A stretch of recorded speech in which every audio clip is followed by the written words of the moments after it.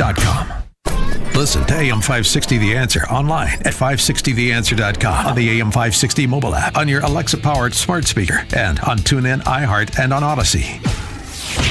This hourly segment is brought to you by Papa Nicholas Coffee.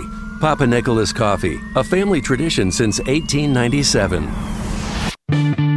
Only the biggest stories, only the biggest guests, and only the biggest opinions. This is AM 560, The Answer. Good Friday morning. Welcome back to Chicago's Morning Answer. Amy Jacobson here. John Anthony from Black and White Radio is in for Dan Prof. Thanks for coming in. I always enjoy myself when I go. I know. I do. It's like we chat. We're old friends. Yeah. How long have we known each other? I've known you. I knew you when you were a reporter too. So. Oh well, we've been close. Yeah, but we've never really talked. You know. Yes. Still a reporter, just not on TV. 13, I believe. Yes. Oh, that's right. So it's been a long time. So you can listen to him Saturdays from 4 to 7 p.m. right here on AM 560 Black and White Radio. All right. So while you were sleeping, Brandon Johnson released a new ad bashing Paul Vallis for something that he said back in 2009, which is eons ago. Paul Vallis, on the other hand, fundamentally opposes a woman's right to choose. That's nonsense. I've never said that. But the bottom line is fundamentally I oppose abortion. The Supreme Court today delivered one of its most consequential decisions in generations. The justice is saying we hold that Roe must be overruled. That says Roe versus Wade is history. But the bottom line is fundamentally I oppose abortion. But the bottom line is fundamentally I oppose abortion. But the bottom line is fundamentally I oppose abortion. Wow. Oh my God.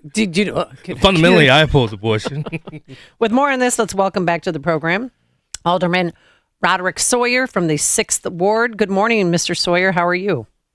I'm doing well, thank you. Good morning. Good morning. So this new I Gotcha campaign ad from Brandon Johnson, I mean, the abortion issue was beaten over our heads during the gubernatorial election. Does it have any legs here for the mayor's race?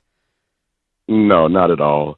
Let me tell you this, and this is always something interesting. I remember a great man told me one day, it was President John Schroeder, and he said that, Rod, I'm going to tell you right now, as a Catholic, I personally don't approve of abortion, but I approve of a woman's right to make that decision. It's a serious decision to make, and I respect that woman's right to make that decision. But me personally, that's what he was saying, and he was making this stark contrast, but it made sense.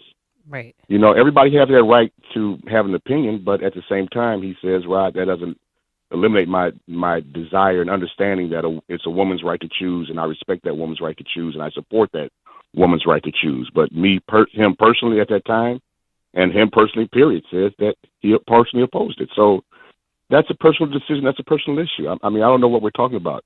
Is that going to fix crime in Chicago today? Is that going to fix our economic problems? Is that going to fix our school problems? That's what we should be worrying about. We should be worrying about a plan to fix this city and move this city forward instead of something that happened in 2009 about his personal opinion about something that he has a right to exhibit. And the mayor can't really take away abortion rights anyway. It's never ever going away in the state of Illinois. It's like when Lexi Janulius did a commercial in a OBGYN room when he was running for Secretary of State. Like that has nothing to do with abortion. Has nothing to do with the Secretary of State's office. But anyway, I digress. Okay, so you were one of the first people to come forward and give Paul Vallis your endorsement. Why did you do it? Well, I spent 6 weeks with all the candidates, and all hours of the day, every day. And when you do that, you tend to get to know people and you get to understand them a lot better than you might have before that. I've known both Brandon Johnson and Paul Vallis for a very long time, but during the course of the forums, I realized that Paul's answers to serious questions were a lot similar to my answers, and at the other end of the spectrum, Brandon's answers were almost diametrically opposed to my answers. So it just seemed natural that as we're talking and as we're talking about the city's future, you're listening over and over again. I kind of vibed toward Paul Vallis during the course of the forums, and we would talk a lot. And, it just seemed like a natural fit after the election. I wasn't successful and looking for a candidate. Now I'm looking as a citizen. as a candidate that has views similar to my own, and it was Paul Vallis. Yeah. Alderman Sawyer, we go way back. I don't know if you remember me, but I grew up in the 21st Ward, and so we used to have a lot of fights with you guys, especially your dad. Tell him who your dad was. Yeah, especially when your dad was running for mayor, and we were with Timothy Evans in the 21st Ward. So like my father was Sylvester Welch. They call him Bone. Bone? Neck Bone. Yeah. I know what you're talking about. Yeah, yeah, absolutely. Your dad is Neck They Bone? call him Bone. Neck Bone? Yeah, okay. yeah. He's real skinny. Yeah, Bone. But my question is, I mean, you look at what's Chicago has a clear choice, in my opinion. Do you go with the woke crowd with Brandon Johnson, or do you pick somebody who can actually lead and bring Chicago back from, in my opinion, from the depths of despair? I believe. But when you look at that distinction between the two candidates, what does Paul have to do to carry this win across the finish line? I think Paul needs to continue to pound on his message. And quite honestly, what I would suggest is Paul exhibit a little vulnerability. When we talk about things, and, they try to hit Paul on his record, Paul has a record. Yeah. Paul has a record of accomplishments. He has a record of challenges. That's life. That's what we all should have, going through a full and wonderful life. We're going to have some ups. We're going to have some downs. But the thing is that you keep staying in there trying. Paul did not go to Haiti for the weather. Right. Paul went down there to help people that were in serious trouble.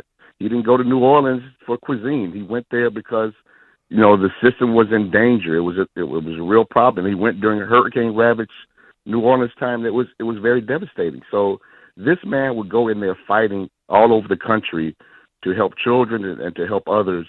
And like I said, sometimes it went great. Sometimes it didn't go so great. But that's how life goes. But I applaud this man for constantly trying to help people, particularly children, all over the country. And again, when he went places, he did things. And I support that. I don't see everybody else running down there to, at the risk of getting diphtheria or something else in order to, help people. So I applaud his efforts. And I think that shows that he's a real person that has, life experiences. Yeah. And you could have easily chose Brandon Johnson to vote for just simply on the basis of color, but you didn't. You're looking for a leader. Yeah. What's the ground game looking and the coalition building looking for Paul Vallis? Because Brandon has all the unions pretty much sold up except the FOP. Well, what's the ground game? I mean, Brandon has the service unions tied up. I think Paul is going to have some more success with the trades. Okay. So I think that's going to go, they're going to go in good direction. And the more important thing is that he's on these streets talking every day, talking to everyday citizens. No matter what, Paul goes everywhere. Paul is all around, and, he needs to continue that, continue answering the questions honestly, continue answering the questions first. Yeah. Right. Not to give a hope and dream speech every time someone asks you a tough question about city finances or government operations. Exactly. Answer the question. Right. Well, how did you think, who won the debate if you had to choose a winner and a loser? I think Paul, more than held his own. I think oftentimes when you don't have a solution, you blame somebody or you start the blame game. So I think Paul came with honest answers on every question. He's, exhibiting a true vision for Chicago and Chicagoans. On the opposite, I just saw a lot of complaining or allegations about him, either about his political affiliation or about whatever things, but nothing about, doing real work. And Paul has done real work. So I really think that he continues that on, showing his nice wonkish style that, his 1, 2, 3s that are, these things people can understand and get behind. And he's the person that has provided real answers during the course of these forums. And I think he just needs to continue that for the next 3.5 weeks. Now, correct me if I'm wrong, but I heard from someone that the Black Caucus, the Aldermanic Black Caucus, met with both candidates and that Brandon Johnson was ill-prepared, and someone described it to me as a disaster. Is that true, and were you at that meeting? I was at the meeting, and I stayed silent and just sat there and watched. But, when you're in a room, and even Paul can understand this time you're in a room with people that really understand, municipal operations. Yes. It's not a room that you try to sell somebody in. It's a room that you really have to come with real answers instead of the canned speech that you give at forums or, out in the public. This is a different crowd. You have to really come strong with, a crowd that deals with this every day, all day. And plus, these people, they give pitch speeches, like, prepared speeches. They don't want to hear that. Yeah. They want to hear deep down details on your plan that you say you have. And when you have the plan, you want to have to answer the follow-up questions to the plan. When you hire 200 detectives, that means you're taking away 200 officers. Where do they come from? How do we replace them? When you talk about Bring Chicago Home, setting up a slush fund, basically, but yet not talking about investment in South and West Side and other disadvantaged communities, it doesn't make sense. Yeah. So people have to really dive down and study and understand the candidate's position instead of looking at a slick, 15-second ad and saying, oh, seems to be a nice guy, we'll just vote for him. Right. So, do the deep dive and do the understanding where people can really see, what these candidates stand for, and I think you'll see the difference. Yeah. Alderman Sawyer, I believe in giving people their flowers while they're alive. I just want to say personally thank you. This is off topic, but when I was the only black Republican serving in the Illinois General Assembly, the 6th Ward was always kind to me, and I know you led that effort, and Marlo Colvin was one that helped with that. So I want to thank you for everything you did for me too. No problem at all. And you are a gentleman. You, Jamal Green, Paul Vallis, and Dr. Wilson were very kind to me during this, because I would go to certain events and people were trying. One of you guys were trying. Oh, Chewy. These people were trying to get me kicked out of the hideout, and I just went. Oh, really? It's a public event. Yeah. Keep trying, but you were very kind to me. So thank you so much, and hopefully we'll have you back on. Hey, speaking of Chewy, is he going to back anybody? Do we know, or is he going to sit this one out? I'm really not sure. At this point, I'm not sure. I really can't say. We got to get you to come on my show one day on Saturday, Black and Right. Call me and be happy to do it. We'll do so. Okay. All right, Alderman. Wait, by the way, because now that you're not done being an alderman, because you can't run for mayor and be an alderman, what are you doing next with your life? Well, I am a lawyer. I've been a lawyer for 33 years. I'm sure I'll find something to do. Sounds like deputy mayor. But right now I have 2 months. I have 2 months left on the job. I'm gonna go ahead and do my job, full all out. And then at that point, I'll make a decision about my future, what I'll do. But I love Chicago, always want to help, so I figure my space will be somewhere around there. Sounds like deputy mayor. I'm probably sure I'll be around somewhere. Okay. Paul Vallis will make him deputy mayor. All right. That's what John Anthony says. All right, Alderman Roderick Sawyer, thank you so much for joining us. He's alderman of the 6th Ward, and he joined us on our turnkey.pro answer line. This is Chicago's Morning Answer. Your show keeps me alive during the week. There's nobody I'd rather listen to between 5 and 9 in the morning than you guys. On AM 560, The Answer.